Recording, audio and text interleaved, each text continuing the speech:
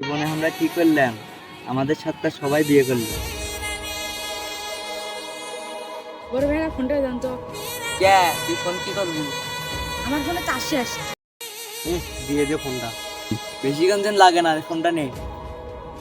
एहे रहा नहीं जाता तड़प ही ऐसी है ना।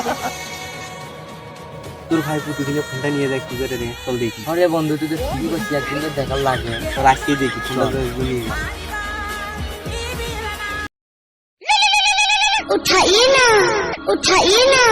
হ্যালো জান, কি করো?